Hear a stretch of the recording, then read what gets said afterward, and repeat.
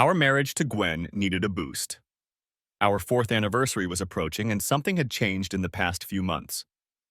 The change coincided with Gwen's recent promotion to project manager. She took on an important assignment when her boss went on vacation after a heart attack.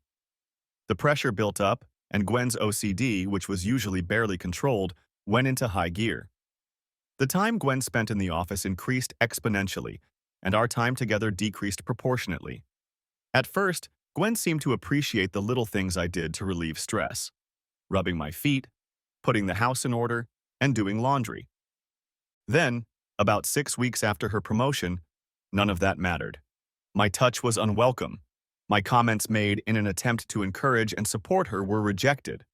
I was living with a stranger and was utterly desperate. Having spoken to long-married friends, especially those who knew Gwen and I as a loving couple, they were all surprised by my anxiety. My buddy Paul's comment was typical. "Les, I find this hard to believe. Every couple goes through some lull, but you and Gwen have only been married for 4 years. This sort of thing shouldn't happen after at least 3 years or more.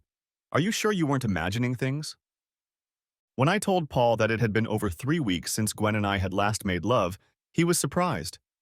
When I recounted some of Gwen's recent remarks, he went from surprise to amazement and into boyfriend mode. "Maybe she dumped you?" "I don't see how or when. She works hard in the office. She's been put in charge of transitioning to a new platform. The A to Z project is in her lap. It's a career changer. And Gwen is too career-focused and driven to miss her chance by sneaking off to some love haven." "Well, I guess that's the way it is, buddy. Your wife has a project that's consuming her, and you're collateral damage." I thought about that. But something's not right here. Paul was looking at the bottom of his beer glass. I knew Paul well enough to read his mind. He was contemplating, should I have another drink or go home to my wife and kids? I saw a smile spread across his face as he made his decision, and then signaled the bartender to close his glass. Paul loves his family. After paying the bill, he gave me one last piece of advice. "Let me tell you one thing, Les. You shouldn't half-blame Gwen for anything, especially if it's only her fault for working long hours under stressful conditions to finish this project. There's nothing worse than an unsupportive spouse. Don't be that person." The stranger sitting on the other side of me must have heard Paul's last comment. I could barely make out what the stranger said to the side.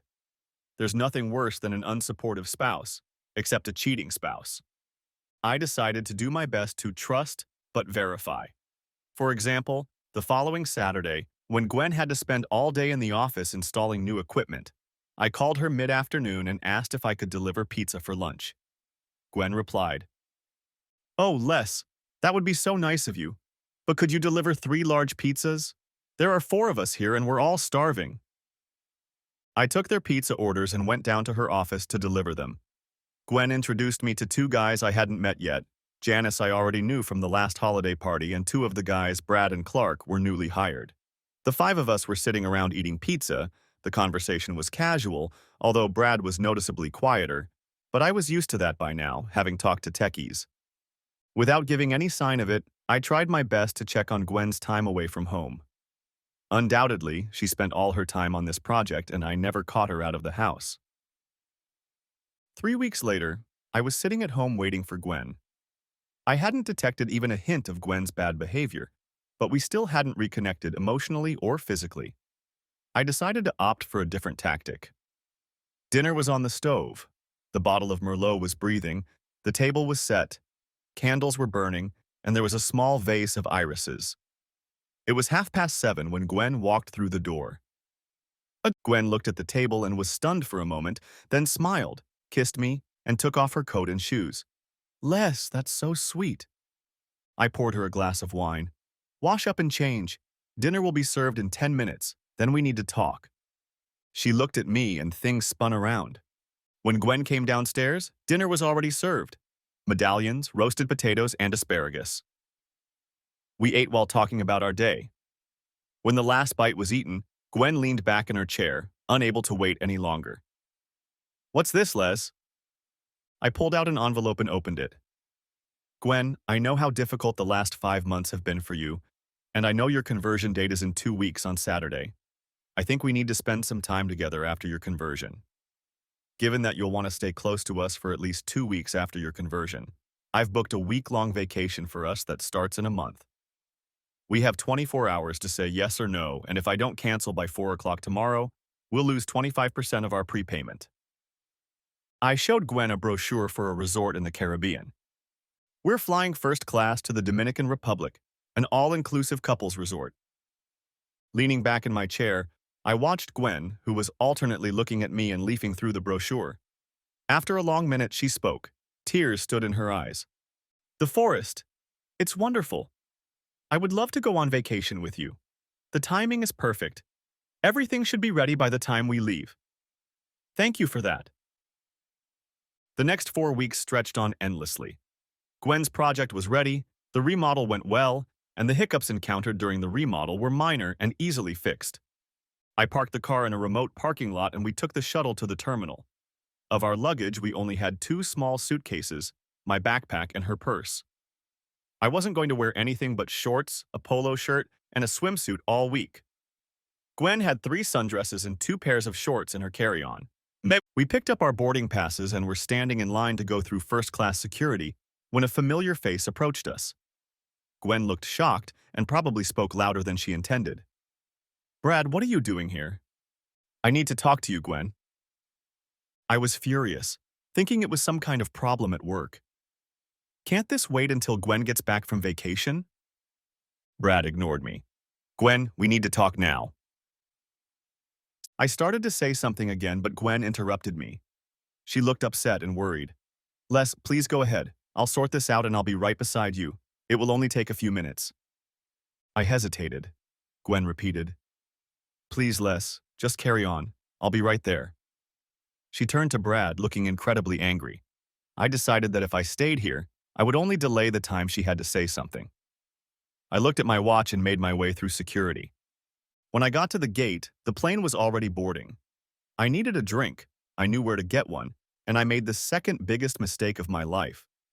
I walked through the first-class passenger lane, presented my boarding pass, walked across the aisle and sat in my seat.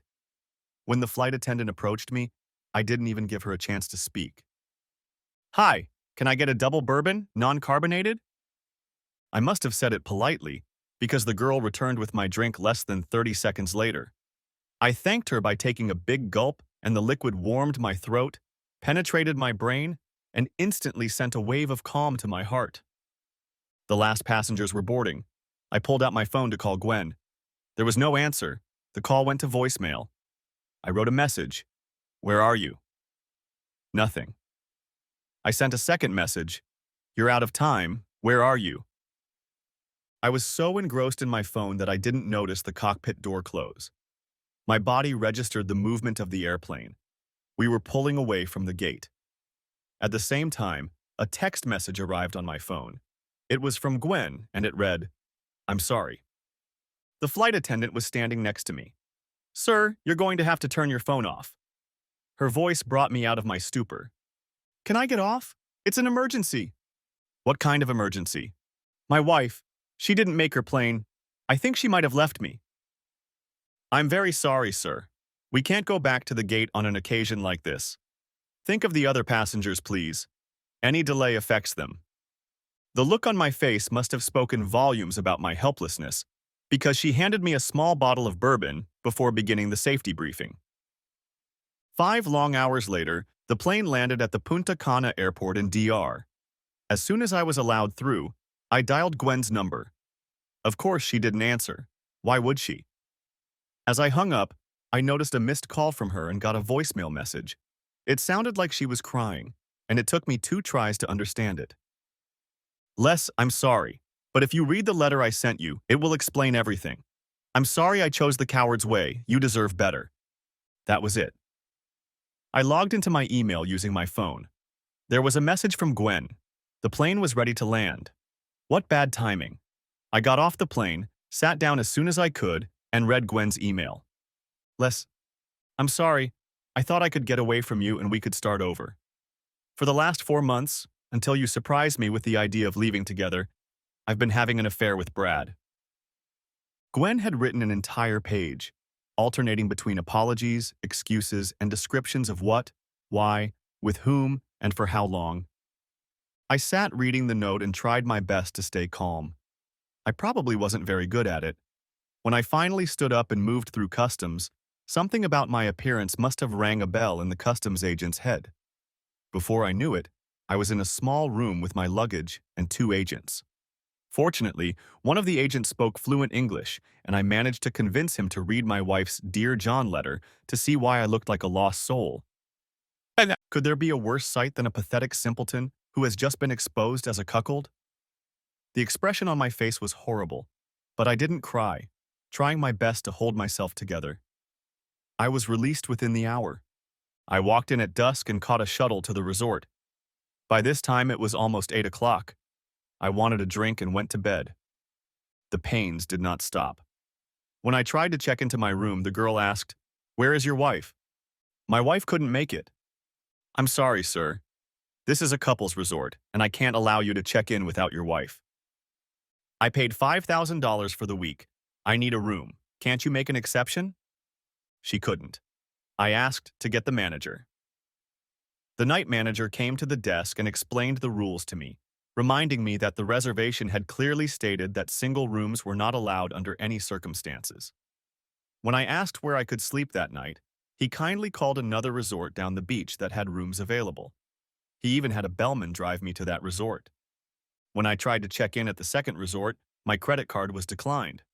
I pulled out a second card that I carried with me, just in case. It was declined again. I tried calling Gwen to find out why our cards weren't working. No answer.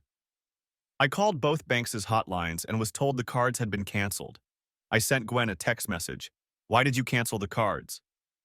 10 minutes later, I got her reply. "Brad offered to cancel the cards. He said you wouldn't need them because the resort was prepaid and all-inclusive." Reading her response, I think I must have surprised the hotel clerk by letting out a string of four-letter and other swear words out of my mouth. Fortunately, my only good fortune that day, I had over $600 in cash with me. I had paid for the night in cash and had a little over half the cash left. I walked into my room, probably the crappiest $300 a night room I've ever had the misfortune to stay in, and sat down for a moment to gather my thoughts. I couldn't access my bank accounts. I'd have to call the bank in the morning. Just in case, I called my brother in Denver. After explaining the situation, assuring him and his wife that I wasn't playing a joke on them, and hearing both of them say, "No, not Gwen," and "what a bitch," I was finally able to get to the bank. I was finally able to get to the root of my pressing problem. My brother agreed to go to his bank first thing in the morning and wire a few thousand to the nearest Western Union. I then called the airline. My ticket turned out to be non-transferable, my fault for choosing the cheapest option, which means the tickets were not insured.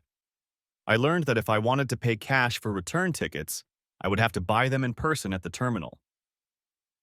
The first available flight out of Punta Cana was a red-eye on Tuesday night. I sat down to read Gwen's letter for the second and final time. "Les, I'm sorry, I thought I could get away from you and we could start over. For the last 4 months, until you surprised me with the idea of leaving together, I had been having an affair with Brad. I wasn't going to cheat on you. As the project became more intense and I spent less and less time with you and more with Brad, I started leaning on him for emotional support. No, it wasn't supposed to happen, but it did. After his first kiss, I resisted for weeks, but eventually, during a long Saturday at the office and after the rest of the team had left, I succumbed to his advances and became an adulterer. I kept wondering why you didn't notice me drifting away from you, and it drew me to Brad. It's only now, as I sit here writing this letter, that I realize how many times you asked me what was bothering me and if there was anything you could do to help me. But now it's too late to acknowledge everything you've tried to do for our marriage, including booking a week at a resort. When you told me about the week we spent together to rebuild our relationship, it was like you opened my eyes. In that moment, I realized that I wanted to be married to you. The very next day, I told Brad that it was over. It was hard for him to accept.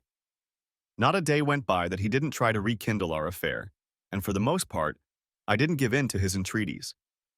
Yes, I'm weak.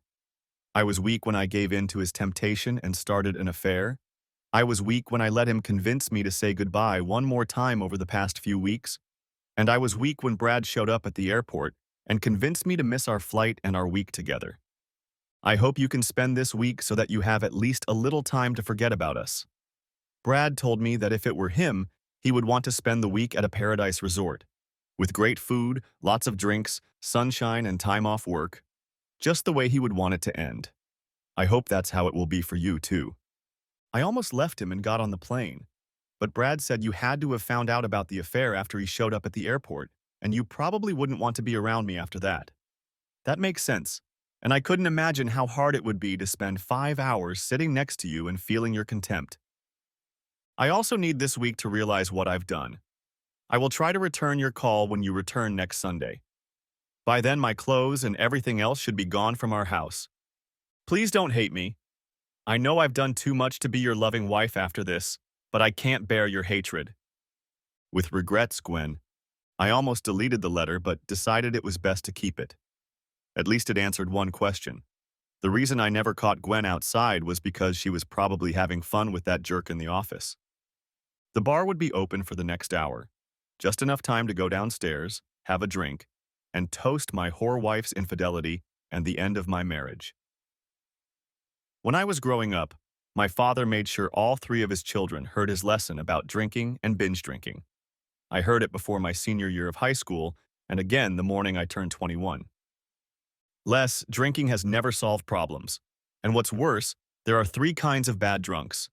They are the crybaby, the aggressive asshole, and the laughing hyena. Don't be any of them.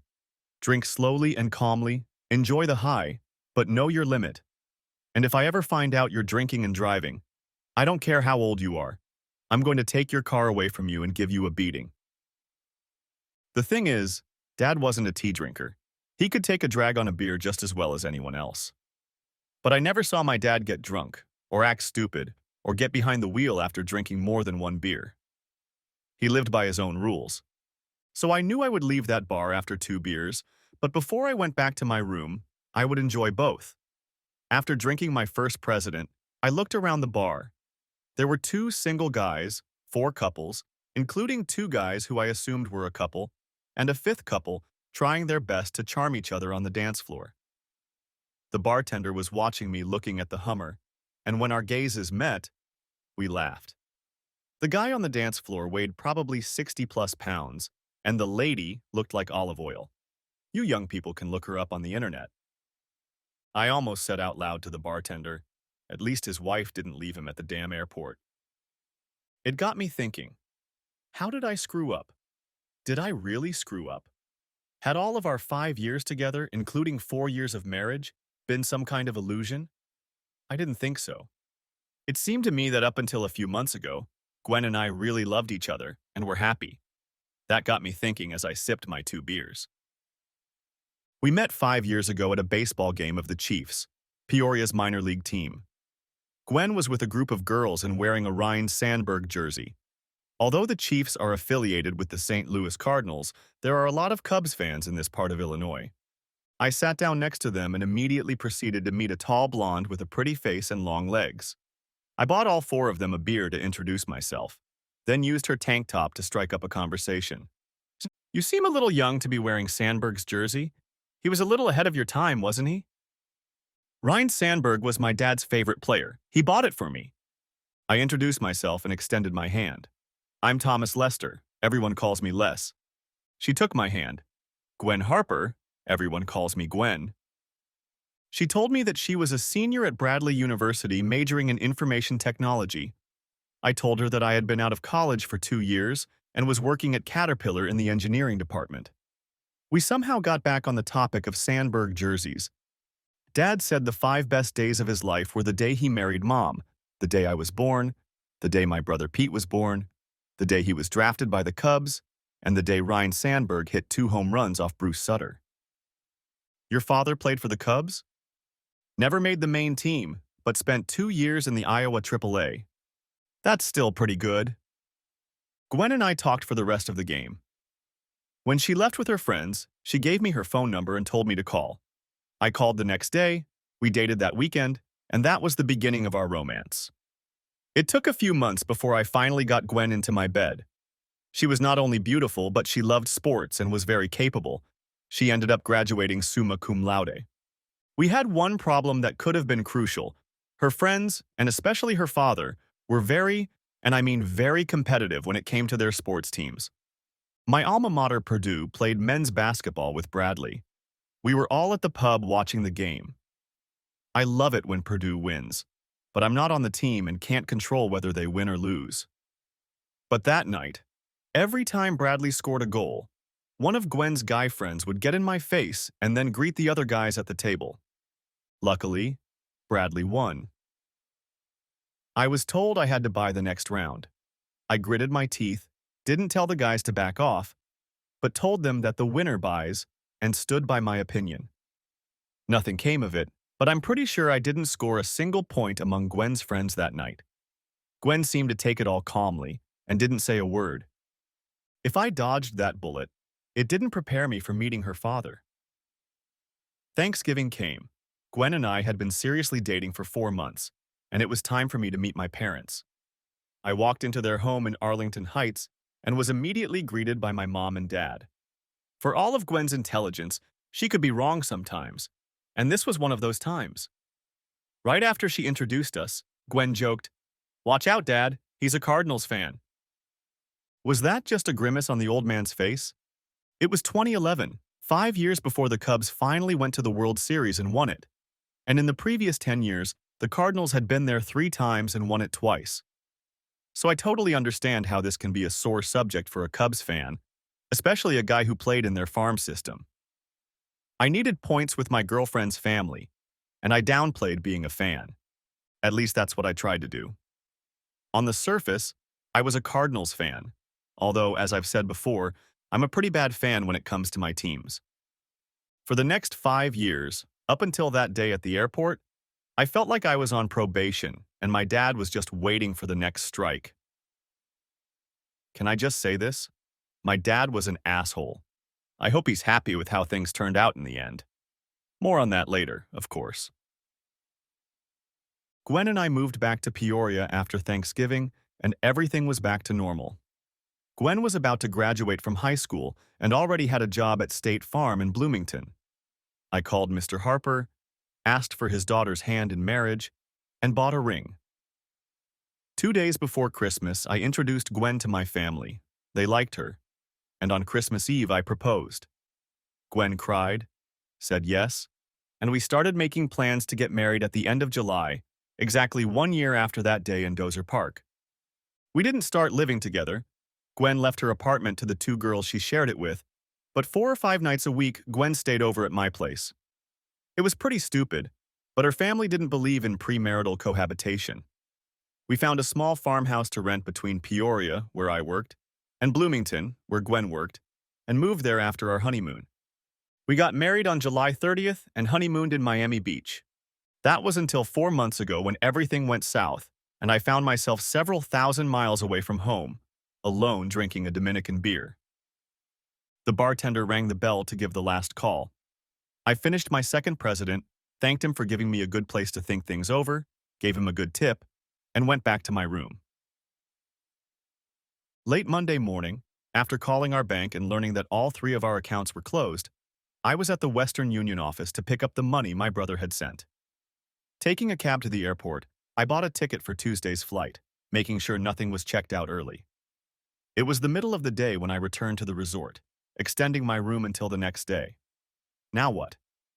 I didn't feel like starting to drink, so I put on my swim trunks and went for a run on the beach, ending with a nice swim in the warm sea. I went back to my room right afterward. Nothing pisses off a guy who was dumped less than 30 hours ago like the sight of dozens of couples in romantic embraces. I ordered room service food so I wouldn't have to see the same thing while eating. I spent the next 5 hours reading and almost finished reading the Vince Flynn paperback I bought at the hotel boutique. Tuesday, another long run, swimming, diffusing, then lunch in town, a trip to the airport, 7 hours of reading another spy novel, boarding the plane, trying and failing to fall asleep on the plane, a 2.5-hour drive to our house. And here I am at home, standing and staring at the empty bed. Most of Gwen's clothes and personal belongings were already gone. It was Wednesday afternoon when I woke up after collapsing on the bed. I called my friend at his office and got the name of the lawyer. After calling Henry Abbott's office, I made an appointment for Thursday afternoon. Mr. Abbott, call me Henry, had a businesslike demeanor. He wasn't going to be my best buddy, but he convinced me that he would do an excellent job of representing and defending me. He listened to my story and said he would have the documents ready for review on Monday if I could provide all the necessary information by Friday afternoon. I left with a whole list of necessary information and tasks that needed to be completed by Friday afternoon. Henry was very methodical. He made me write down every event from the moment Brad approached us at the airport to the time I was handed my papers, emphasizing that I was left in a foreign country with no means of support. Plus, a detailed list of our possessions, all the money I'd spent in DC and spent to get off the island, and all the collective belongings missing from our house when I got back. It turned out that my rush to get it all formalized didn't change a thing. Monday morning, as I waited at work for a call from Abbott's office to let me know the paperwork was ready for my signature, our secretary walked into my office. Les, there's a gentleman here to see you, but he won't tell you what he needs. That's okay, Sarah. I'll go to him. Henry warned me that Gwen could serve me first. He convinced me it would be better that way. That way, we'll know what they're thinking. Besides, you'll be in the role of the aggrieved party. She's the one dissolving the marriage, not you. It sounds logical from a legal standpoint, but getting the papers still sucks. When I read the papers, I got really angry and almost made the mistake of calling Gwen to yell at her. Thankfully, my brain turned on and I avoided that trap. One of my friends told me that his wife's lawyer baited him in this way. My friend called his separated wife and started yelling at her. The next thing he knew, a no-contact order was brought up during the court hearing, further evidence of his abusive behavior. I brought the papers to my attorney and, as they say, the games began. 2 months after receiving the papers, my attorney and I were sitting in the courtroom waiting for the judge. When the judge walked in, I almost lost my senses. Of course, it had to be a female judge. I had heard horror stories of justice bullying guys in divorce court. I braced myself for the worst. Gwen's attorney presented a list of demands. Gwen didn't even look at me while her attorney did all the negotiating. I noticed that asshole Brad wasn't in the courtroom, a smart move on their part. My lawyer laid out our version of events. None of it was news to the judge. Everything had already been presented and considered beforehand. Her attorney had a chance to make a rebuttal and then our final rebuttal. The judge asked Gwen a question, addressing her by her maiden name, just as Gwen's attorney had addressed her. Ms. Harper, you make no allegations of violence by Mr. Lester. Did you simply fall in love with this Mr. Bradley Parker and decide to leave your husband because you were in love with another man? Gwen and her attorney thought for a moment and then she replied, Yes, Your Honor, there was no violence. Thank you for your honest answer.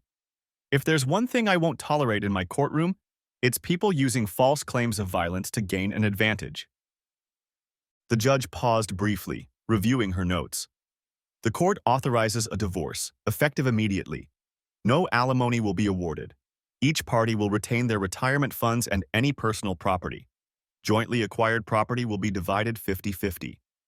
From Miss Harper's half, she will reimburse Mr. Lester for the $9,000 spent on his half of the ruined vacation. All funds spent during his stay and return airfare. Miss Harper will pay all attorney's fees for both parties. And $3,200 for half of the couple's rent for 7 months. The time from the time she left until the lease on their home expired. The judge looked directly at Gwen. Young lady, you said you love your husband. If that's how you treat the person you love, God help the one you don't love. You could have knocked me down with a feather. Out of $20,000, half of Gwen's let's buy a house savings, she had to give me almost $16,000. As my lawyer and I were leaving the courtroom, Gwen heard Les yell behind her. As I walked out of the courtroom, I saw Brad sitting on the bench. He started to get up from the bench, but I was already in his face. You know, she'll cheat on you too. I walked away. Outside the courthouse, I asked Henry if I could buy him lunch. We went into the diner across the street. I almost shit my pants when I saw that the judge was a woman. I thought for sure I was going to get screwed. That's where you're wrong for 2 reasons. It's always some grandpa judge who looks at a pretty wife and gives her the farm, and we couldn't have picked a better judge than Judy Carter. You knew we were going into her courtroom. Why didn't you tell me? I didn't want to be under any illusions and not let you get cocky, just in case she questioned you. Henry continued. Judge Carter has been married to the same guy for 40 years and loves him to bits.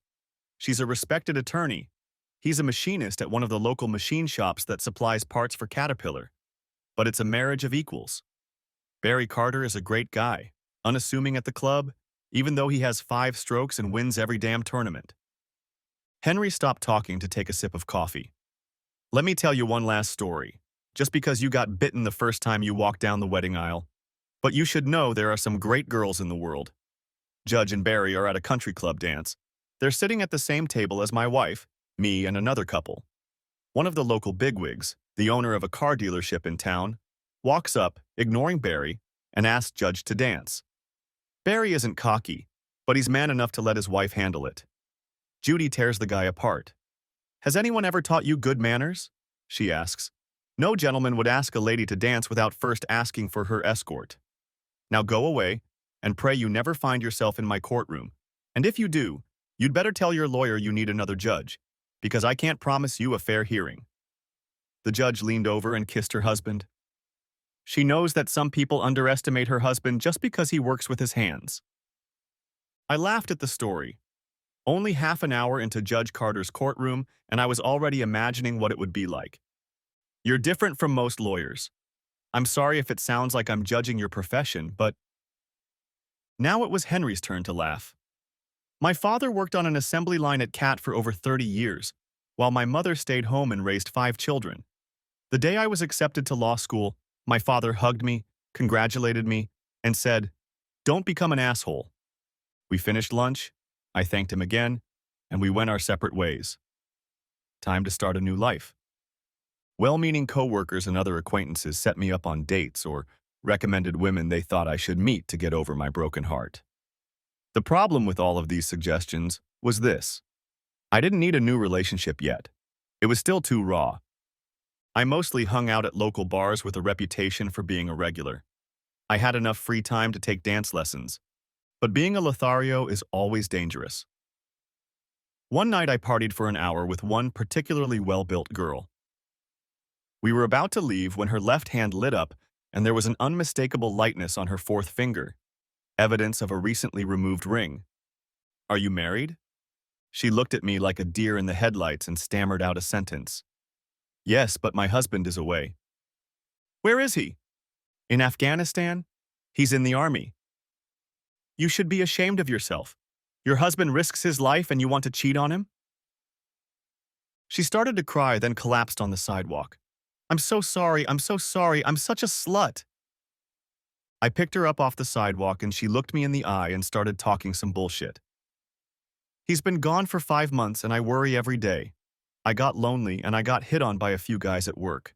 I didn't want to cheat with a guy I'll never see again. So tonight I went on a date. It was the first time, I swear. I needed to feel like a woman. I'm such a slut. I looked across the street at the late-night diner. Let's go get a cup of coffee. Put your ring on and let's go. I handed her the clean handkerchief I always carry with me. Here, wipe your tears before we go in. Kelly and I sat in the diner for the next hour and she told me all about Sergeant John Tyler. She told me about the 2 assholes in her office, including her supervisor, who were trying to get her to come to work. Their constant harassment was getting to her. I convinced Kelly to talk to HR. I drove Kelly to her house. We agreed to have lunch the following Saturday. I wanted to follow up with her, let her know that she needed to get rid of the 2 types of bullying, and I was going to make sure she did. About once every 3 weeks, we would meet for coffee and a sandwich. We would just talk. Kelly told me that eventually the company transferred her to another department and reprimanded the 2 men. She walked into the coffee shop one day, and the joy on her face was obvious to anyone who looked. John is coming home in 2 weeks. I congratulated her, told her I was happy for her and thought it was our last lunch. She seemed saddened by this, but understood. Thanks for being my friend, Les. You helped me deal with those 2 cretins at work and realize how I could have lost the best thing in the world, John's love. You were there for me when I needed a true friend. I'll never forget that. I will miss her. But as I walked out of the restaurant, I felt good. I walked out of my office building and a 6'3" man dressed in a desert uniform stood in front of me. I recognized him from the pictures Kelly had once shared with me. Are you Thomas Lester? I didn't extend my hand, deciding to let him set the pace for the next steps. Is it okay if we go somewhere to talk? There's a bar 4 blocks south of here. I can meet you there. Okay. We got into our cars. He followed me. Inside, I bought my first drink. Kelly told me what happened. I wanted to look you in the eye and hear it from you. I gotta tell you, it's total shit to come home and hear your wife admit she went on a date. Well, it didn't happen, at least not with me, and I highly doubt it happened with anyone else. She had a moment of weakness. She loves you. So why didn't you take advantage of it? My ex-wife left me. It hurt like hell. I couldn't do that to another guy, especially a man in uniform. Have you ever been in the service? No, I never had the opportunity to put it all on the line like I do now. Just glad there are guys like you willing to do it. I'm starting to think I'm crazy for doing this. Risking my life and marriage out there, it would be a different thing if someone didn't care about the war. I'm thinking of going back to school. I was studying to be an electrical engineer when I went into the Army. If you decide to go to Purdue, let me know. I have some connections there, and it might help if you decide to apply. It can't hurt. I held out one of my business cards to him. I don't think we can be friends, Lester. I can't look at you without thinking about the fact that Kelly almost cheated on you. I appreciate what you did, but I just can't. It's okay. I understand, but the offer still stands, even if we never meet again. I'll call if you ask. Some time passed while we drank our beers. John broke the silence. You're a different guy, Lester. You refuse to go to bed with a woman like Kelly. You sit there and don't ask me about my time there. You wouldn't believe how many guys ask, like it's something we want to talk about. I think it's your right to talk or not. I'm not going to take vicarious pleasure in listening to your war stories. He finished his beer, shook my hand, thanked me for the beer and everything else, and then walked out. I got one letter from Kelly. John Tyler was leaving the service. They were moving to Texas, where he planned to finish his degree at the University of Texas. They were also planning to get pregnant as soon as he graduated. The letter included another thank you from her. I wish them all the luck in the world. I hope they will be an example of how a person can give in to temptation and almost fall, learn from the experience, and end up with a strong marriage. Despite my history, I am a hopeless romantic. A month later, early Sunday morning, someone knocked on my front door.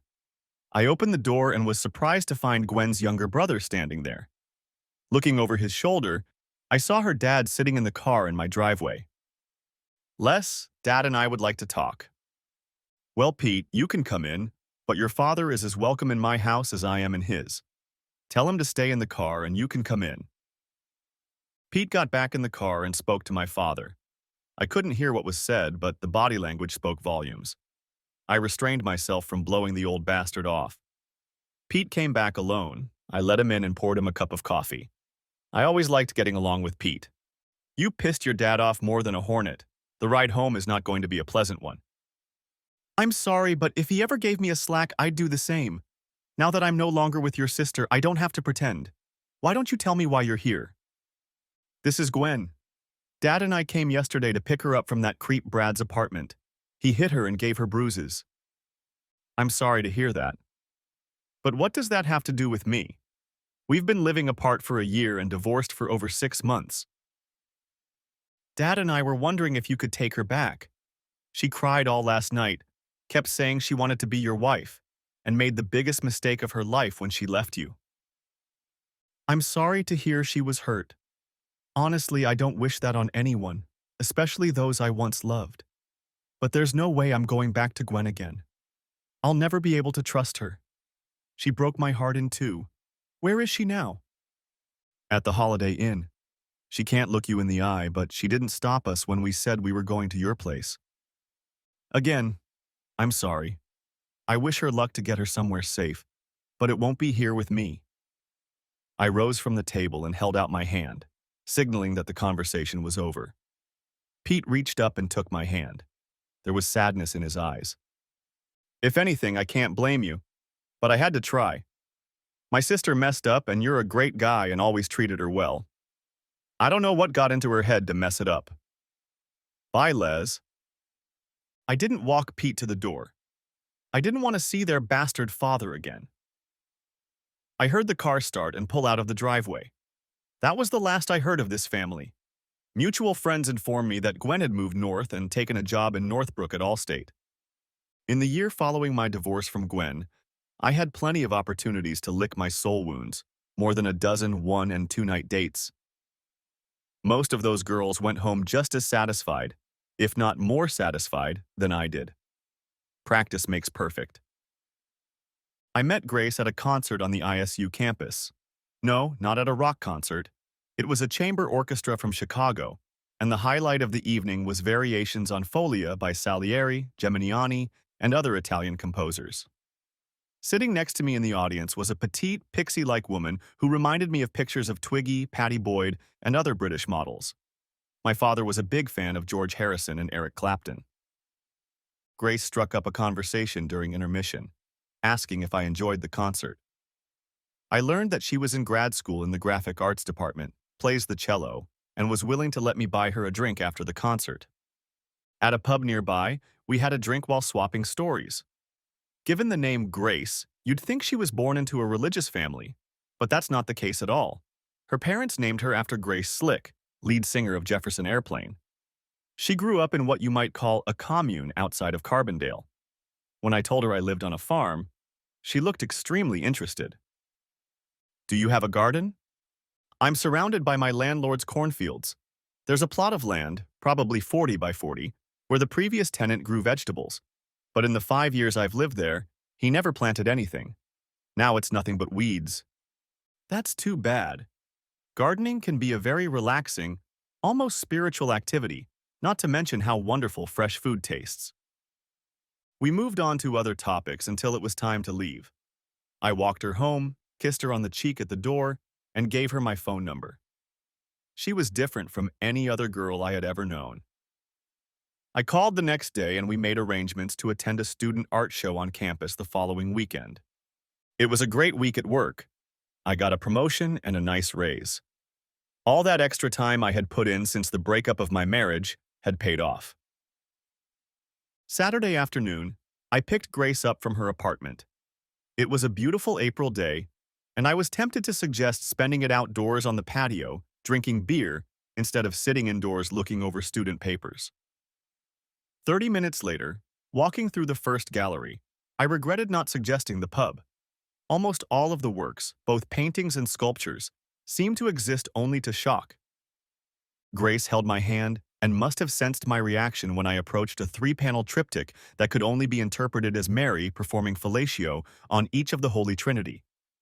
No genitals were shown, but the artist's intent couldn't have been clearer.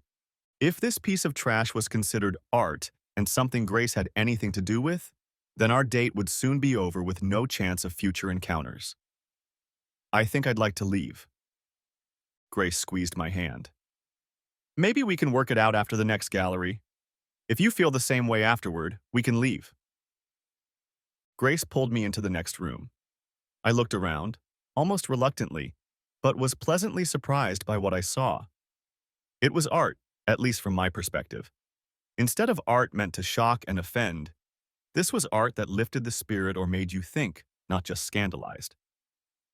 We walked down the hall, stopping at each exhibit and comparing thoughts until we came to a painting depicting 2 people, a woman and a man, descending an open staircase. My gaze stopped on their faces.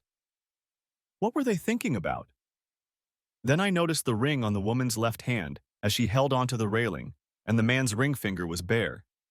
I stared at this painting without looking away until I glanced at the card to read the title of the work and the artist's name. Oil on Canvas, Le Dernier Après-midi des Amoureux by Grace Powell Adams. I looked at Grace. You did it! Grace looked at me with a smile. Yeah, I know. She smiled. Do you like it? It's fantastic. Is the title in French? What does it mean? The last day of lovers. Ah, now their expressions make sense. It's over for them. Why? I can't decide. What do you think? I knew what I was thinking, but I wasn't ready to share. I'll tell you later. Did you use live models? Two other female students. They stood on the stairs for hours posing. Let's go to the last gallery. I want to show you something else. On the wall of the last gallery hung the second of Grace's works. It was completely different from the first. It was an animated drawing of a giant aquarium filled with 100 different fish and sea creatures. Oh my God, this is fantastic. My niece would just go crazy over something like this. You are so talented. Why is all this beautiful work here and this crap in the first gallery? Grace laughed before answering. Most of us think the professor who curates this show is using its shock value to make a name for himself on the avant-garde in Chicago. We're sure he's sleeping with at least one student, the same one who made this whole mess at Holy Trinity. I hope this doesn't strike you as bitchy. On the contrary, it only confirms your good taste. I hope you won't mind. I can send a letter to the university suggesting at least a change of galleries. We finally made it to the pub and spent a few hours drinking, snacking, and learning more and more about each other. The more Grace told me, the more I marveled at how down-to-earth this girl was, especially considering where she grew up. Grace told me everything straight. The evening was cooling down. It was time to sit down. Les, do you mind if we break early tonight? I have a project to finish that's due on Monday. I shouldn't even have spent all this day having fun, but I really wanted to spend time with you. I agreed, and what could I do or say? This was going to be an amazing first date, and I didn't want to ruin it. Grace asked if we could have dinner the following weeknight. We agreed that she would come over to my house on Wednesday, and I would cook dinner. On Wednesday, Grace showed up at my house at 5:30. She was most interested in the weed bed that had once been a garden. There was a 7-foot-high fence around the perimeter to keep the deer out. Grace grabbed a shovel from the garage and started digging along the fence. Awesome. They buried the fence to keep the rabbits out. Grace washed dishes, ate stew, and drank beer, and I learned more and more about her. When we finished dinner, we discussed my reaction to her painting of the two lovers, given how my marriage ended, and Grace apologized if the painting upset me. She filled in more blanks about herself. In a little over a year, she would be getting her Master of Arts degree. She spoke Italian and French, played the cello, and was a skilled painter. What don't you know how to do? I don't know how to play sports. I'm a total klutz. I've tried tennis, softball, riding. What's the matter? If it takes skill, I'm good for nothing. I can run and swim, but in yoga class I fall to the last row. I struggled not to laugh at that image. Grace laughed for the two of us. That's hard to believe. I mean, you must have the eye-hand coordination to play the cello and draw. I'm nervous. Don't even think about taking me out on the dance floor. I'm a total dummy. My legs and arms are dangling. I can't draw if someone is watching me. I only know how to play the cello because I learned to play in my room, with no prying eyes. You didn't have a music teacher? My mom. Grace looked at the clock on the wall. I need to get back to town, but before I leave, I have a huge favor to ask of you. I'd like to plant a garden in your backyard. I'll do all the work, buy the seeds, weed, do everything. I'll share what I grow with you, and you can eat fresh produce. We discussed logistics, the parameters of my personal space, etc., and when she agreed to my demands, I agreed to her request. Sure, the thought of fresh produce was appealing, but what convinced me was the thought of Grace living with us for the next 6 months. For the next 2 weeks, Grace would call me at work, get my agreement to come over, and when she returned home, I would catch her working in our garden. One day, she rented a rototiller. She was halfway to the plot when I pulled up. I asked if I could work on it, she showed me how it worked, and I was done. That Friday, a load of organic bovine manure was piled in front of the fence. All weekend we took turns wheelbarrowing it and applying it to the soil, even though it was drizzling rain both days. When we were done, Grace hugged me in surprise and kissed me. I've missed this activity so much since I left home. I'm so happy digging in the dirt, breathing in the smell of the earth. And it's even better when the sun comes out and you feel its warmth on your body. It was my first garden experience, but I understood what she meant. Over the years, I had watched my boss plow with his tractor and harvest corn, but I was removed from it all.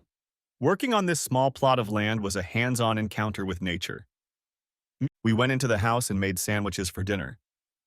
I sensed something was bothering Grace and waited for her to bring it up herself. Les, my lease ends in 3 weeks, right after graduation. My roommates are graduating too. Could you let me rent a second bedroom here? I'll pay the rent and share in the food and utilities. Grace's question saddened me. I had hoped to be more than just a friend to Grace. We met on an ad hoc basis. With her studies, gardening, and my recent promotion, free time was limited. Obviously, Grace saw me as a roommate friend, not in a romantic sense, but I liked her a lot, and if that was how we were going to spend our time together, I was okay with it. Yes. We sat down and discussed the details. Division of labor, how much she would contribute to the rent and groceries. I had to ask, what about guests? She looked at me cheerfully. What do you mean by guests? Well, if one of us brings home an overnight guest, how does that happen? I've never had roommates except for my ex-wife, so this topic has never come up before. How do you and your roommates deal with this problem now? It seemed like Grace was about to cry. We ask all guests to be respectful of the other neighbors. It's never been a problem. I decided to drop the subject. I suppose you and I can work it out if the issue ever arises. Shortly after that, Grace left. She said she would be back the following weekend to begin planting. Saturday morning was warm and sunny, a perfect spring day. I had some things to do at the office and decided to bike the 10 miles into town. Before I left a note on the kitchen table for Grace, letting her know I'd be home by 4 and asking if we could have dinner together. I turned on the computer, nothing. And then it hit me. The IT department was doing an update this weekend, and I had completely forgotten. That made me happy. Not all was lost. I'd had a great morning walk and would take a second one on the way home, and most importantly, I'd spend a sunny afternoon in the garden with Grace. I closed the terminal and walked out, whistling a happy tune as I drove home. Funny enough, the gate in front of the house was closed, and Grace's car was parked inside the gate. The garden is behind the house, and you can't see it from the road. I hung my bike on my shoulder and walked through the gap between the gates. Once past the house, I peered into the garden. She was standing there, working with a hoe. Grace called out, "Who's there? Stop! I'm in love with you." Grace looked surprised. Really? Yes, really. I want to be your friend, but most of all, I want to be your lover. Then why didn't you say so before? Because I'm stupid. I didn't know how to tell my friend Grace that I wanted to be more than just a friend. I didn't want to lose your friendship if that's all I could be. And I thought the same thing about you. Why would you think that? You're gorgeous. Yes, of course I am. I saw the way you looked at Janice. Who's Janice? My painting. I was looking at your photo album in your room one night. You have some pictures of Gwen in there. Look, I won't kid you. Gwen looks good, but you look great. Okay, I believe you. Now what? Why don't we hold off on boarding for now? After that, we headed for the bedroom. One more thing. It never occurred to me to let Brad get away with seducing my wife, even though Gwen was equally responsible for the destruction of our marriage. But he deserved payback for his blatant disregard for our vows and subsequent pressure on my naive wife to financially ruin me in the divorce. However, I never rushed into revenge. And now that my relationship with Grace was progressing, was it still important? Damn important. I could have gone at him with a baseball bat and beat the shit out of him, but I had no desire to end up in jail. People like me wouldn't last long in an environment like that. But in today's online world, it's so easy to spy on people. After my divorce from Gwen, I'd spent an hour each week using search engines, Facebook, and other portals that allowed me, using a pseudonym, a safe haven in Brad's world. I kept a low profile, doing nothing malicious, waiting for the right circumstances to act. I had heard the phrase, "Revenge is a dish best served cold." Is it true? In my case, it certainly was. It was 2 years after my divorce when the perfect opportunity presented itself. By then, Brad was working in the IT department of a well-respected conservative brokerage firm and was engaged to another woman. I decided that to save his innocent bride from having to divorce his ass, it was best to do it before the wedding. A few weeks before Brad's wedding to this beautiful young woman, it was time to strike. It cost me $4,000, but it was worth it. Nothing in Brad's life was a secret. Every Wednesday, a few of the guys from Brad's office spent the evening drinking at the bar of a local hotel. It was a typical boys' night out. Most of the guys would leave after an hour or two, but usually one or two single guys, including Brad, would stay until 8 or 9. It didn't take much effort for the call girl from Chicago to get him into her room. She caught Brad's eye as she sat at the bar. He said goodbye to the only remaining coworker and asked Lacey if he could buy her a drink. She agreed, and for the next 15 minutes allowed herself to be seduced by Brad's smooth speech. At her suggestion, they bought another drink each, and Brad agreed when Lacey suggested they finish their drinks in her room. 2 small hidden cameras had been installed in the room. Lacey introduced Brad to Philip, her coworker. Who knows why Brad decided to get involved? The next day, Lacey and I watched both videos. We agreed that I could only use the screenshots, and neither her nor Philip's faces should be on them. I pondered whether I should let Brad know that I was the one who'd set him up. In the end, I didn't. Call me a coward, but I didn't want the revenge series to escalate. Now I had a lot to lose, given my relationship with Grace. Anyway, my revenge was complete. Brad was out of town, tail tucked. It would be a long time before the pictures posted anonymously on the internet would disappear. I guess I should tell you about how things worked out for Grace and me. For the next 15 months, we lived together and loved each other in that farmhouse. Up to that point, I was the happiest I had ever been in my life. Grace taught me a lot by making me read wonderful books and broadening my horizons. That first day of the 4th of July, I met her parents at the commune. Once again, I was unprepared for how they surprised me that weekend. Who would have thought that their community would bless me with the most wonderful Independence Day celebration I had experienced so far? We were sitting on the back porch drinking beer before dinner. Les, I got a job offer today. Judging by the tone of your voice, I'm not going to like it, am I? I've been offered to work on an animated movie. It's a company called Enlightenment, headquartered in France. They're making a new animated movie based on Dickens' Christmas tale, A Christmas Carol. I will have to move to Paris for almost a year during development. I knew Grace had few opportunities in central Illinois, but Paris? I had to put on my big boy pants, but it wasn't easy. Wow, that sounds like a great opportunity. I guess I'm surprised, though. I didn't realize you were applying for jobs outside of the States. No, it was thanks to a friend of a friend of a friend of a friend of a friend of a friend who was already there. One of my professors sent samples of my work to a few people. It spread, and they called me today. Said, I thought you were talking about freelancing to stay here? Freelancing is hard if you don't have any credentials. This will help me get papers when I get back. Or you'll find Paris more interesting than Peoria and Bloomington. How are you going to keep them on the farm?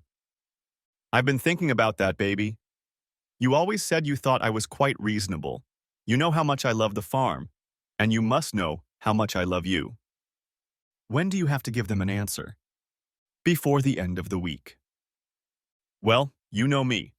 I'm not going to say no, and I'll back you 100%. Give me 2 days to recover, and then I'll tell them everything's fine and you can give them an answer. Grace got up from the chaise lounge and sat on my lap. Her arms wrapped around my neck and her lips nestled against mine. I'm going to miss her. I wondered if I should tell Grace about her graduation present. The diamond ring was in my gun safe. 2 days later, when I told Grace to confirm her acceptance to work at Illumination, I didn't tell her about the ring. Grace left the day after graduation. I tried my best to be a cowboy, but it wasn't easy. I don't think I fooled anyone, but I hope Grace appreciated how I didn't fall apart. Grace left her car and almost all of her belongings, including her painting paraphernalia, at my house. Grace's mom hugged me tightly and whispered in my ear, "She loves you. Trust her." I drove her to O'Hare and kissed her goodbye. God, how I hate that damn airport. Ever since Gwen left me there all those years ago, and now I'm doing it again, only this time my beloved is flying away, and I'm staying. We wrote letters, exchanged photos and emails, Skyped at least once a week, and made plans for how I would spend my next vacation in Paris. None of this helped as I sank into depression. Most of the crops in the garden we had planted together that year had rotted in the field. One afternoon, a couple of my coworkers came to our house and, seeing the state of the garden, asked if we could harvest it. I didn't care and told them it would be fine. Debbie King worked as one of the administrative assistants in our department. Debbie was a widow with 2 boys, having lost her husband to a severe form of hepatitis. On Saturday, she and her 2 boys came to our house and the 3 of them spent a few hours harvesting. "What are you going to do with all those vegetables?" I asked. "My neighbor is going to teach me canning. I need to buy some canning jars and make food for the winter. Tell you what, I have at least 3 dozen jars you can have. Just promise me that if we need them next year, you'll bring them." "And why won't you need them?" "You never know. Grace did the canning. I just poured the beer and she did all the canning." Debbie looked at me. "She loves you, Les. She'll be back." I turned around and walked back into the house, talking to myself. I hope so. Debbie left soon after with her boys, a few boxes of crops and 40 canning jars. Grace expected to get 10 days of vacation between Christmas and New Year's weekend and planned to fly home at that time, so we decided that early November would be a good time for me to fly to Paris. Grace would have to work weekdays, but we would have evenings and 2 weekends to spend together. I boarded the plane on a direct flight to Paris, crossing my fingers that my jinx at O'Hare was a thing of the past. Grace stood outside de Gaulle Customs and waited for me. The next morning I woke up and took a minute to get my bearings. After catching my breath, I found the kitchen, which was a table with a small refrigerator underneath and a stove on top. Grace had left instructions on how to use the coffee pot. There was half a baguette on the cutting board and jam in the refrigerator. I took a bath, shaved, and dressed. There was a key hanging by the door. I decided to spend some time walking around the neighborhood. At 4 o'clock, I was back at the apartment reading the book I had brought with me when Grace burst through the door. "That's it. For the next 64 hours, you will not disappear from my sight." "That's fine with me. We won't even have to leave this room." "Ha! Have you seen how the refrigerator in my dollhouse is set up? We'll starve to death." "Isn't there delivery in Paris? Is there a Domino's here?" I was kidding, of course. This was Paris. "I don't know, but no one eats here before 7. Make love to me and then we'll go to dinner." By now, Grace had stripped down to her work clothes. I couldn't argue with her logic. We spent Saturday at the Musée d'Orsay and had a great lunch around the corner from Notre Dame. Several of Grace's co-workers wanted to meet with me, but Grace excused herself on Friday because she wanted us to have a quiet evening alone, but agreed to meet with them on Saturday night. When Grace and I entered the restaurant that evening, there were already a dozen people seated at a long table in the back of the dining room. Grace was popular with her co-workers, no surprise there, and many of them wanted to meet the man who owned her heart. After introductions, handshakes with the men, and air kisses with the ladies, we were seated in small groups. Me with an English woman, Holly, a Japanese woman, Megumi, and a Frenchman, Claude. Both Megumi and Claude spoke perfect English. I had a harder time understanding Holly than either of them. From time to time, Grace switched between the other 2 groups, both of whom spoke French. The waiter took our drink orders. Various plates of appetizers appeared and disappeared. Holly and I got into a friendly argument about which of the Americans or Brits was better at performing rock and roll. Claude was on Holly's side, arguing that Exile on Main Street by the Stones, recorded in France, was the greatest rock album of all time. Megumi was on my side, having grown up listening to her mom's Cheap Trick vinyl record, Live at Budokan. Mom was in the audience, and voicing her opinion that Elvis and Chuck Berry started it all. It was all a lot of fun. No one took it seriously. At one point, I had to ask Grace, "Baby, who's the greatest rock singer of all time?" Grace didn't miss a beat, answering, "Not only the greatest woman, but the greatest singer, male or female, is Ms. Slick." From music, the topic turned to sports, when Grace suddenly raised her voice and started berating one of the French guys in French. In our entire year together, I had never seen Grace so enraged. I didn't understand a word. Everyone else was speaking French and watching in amazement. Even the neighboring table stopped to listen. After a full minute, Grace apologized to the rest of her colleagues, even I understood the pardon, and said we were leaving. Walking out of the restaurant, I asked, "What was that?" Jean-Paul is one of those French bastards who can't help himself from dissing Americans. People like him are a minority from my experience. He knew you didn't speak French and took the opportunity to say some nasty things to Renee about American men, and you in particular. I overheard him, and I wasn't about to let him get away with it. I hope you won't mind if I defend your honor. No, not at all. But why did we have to leave? Renee is such a bitch. She knows I can't stand Jean-Paul and she invited him anyway. I'm not going to lie to you. Jean-Paul is a weasel. He tried to get me to go out with him. I told him no, we're in a serious relationship, and I won't break my word to you. We're still in a relationship, aren't we? Yes. That's good. I was afraid to broach the subject while we were apart. I couldn't stand it if you started long-distance dating. I haven't changed my mind. I'll still be around when you come home. I love you so much, Les. Please don't ever break my heart. Before I left, we had another meeting with her co-workers, this time without Jean-Paul and Renee. Claude made sure I realized that not all French people shared Jean-Paul's anti-Americanism. The evening turned out to be fun, without drama. Paris restored my faith that Grace and I had a future. The next 5 months were so long, and even longer because of the cold, long winter on the prairie. Grace's arrival during the vacations helped. The promised spring brought warmer weather, longer daylight hours, and Grace's return was only months away.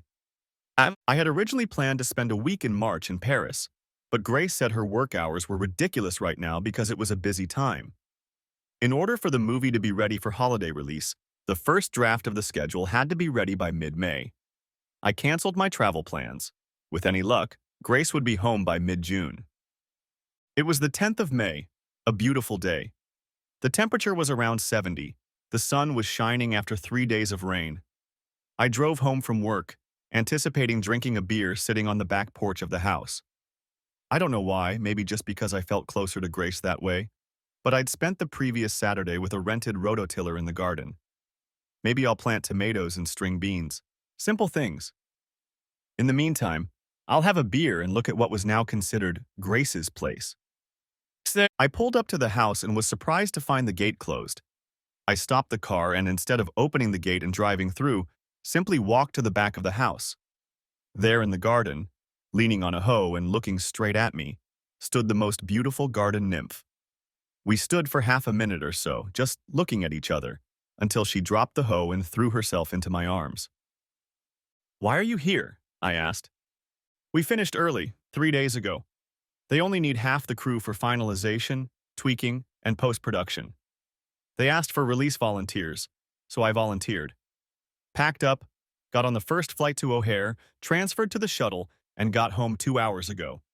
Hope everything's okay. I wanted to surprise you. Hope you don't have plans."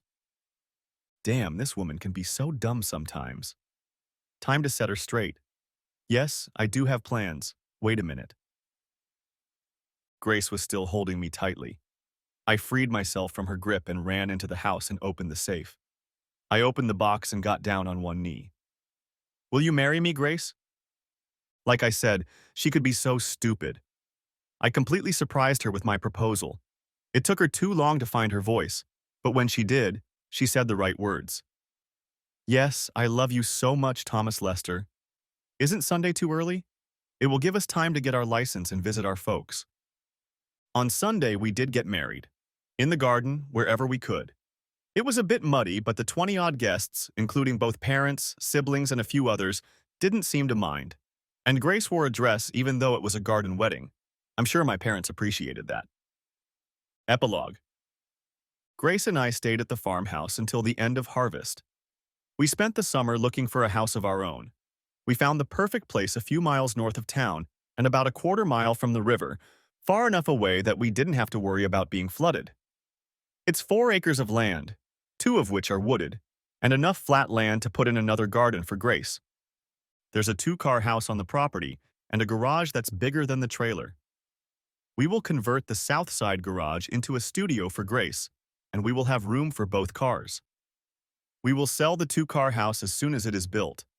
The builder dug the foundation and poured the basement walls, but the weather has turned bad and we'll have to wait until spring before they start building again. Grace does some freelance work, but mostly painting. She's so good at it. For example, the painting Le Dernier Après-midi des Amoureux sold for $8,000. So with gardening, freelancing, and painting, Grace is a busy but happy person. It also gives her the opportunity to be a stay-at-home mom. Grace is pregnant with our first child, due in May. She wants 3 or 4 and we decided not to wait. Yeah, I'm a lucky son of a bitch. I have a wonderful, loving wife, a well-paying job that I enjoy, a baby on the way, and a beautiful piece of land to share with my pixie bride. Thanks for watching. I hope you enjoyed it, so subscribe to my channel and watch the next video.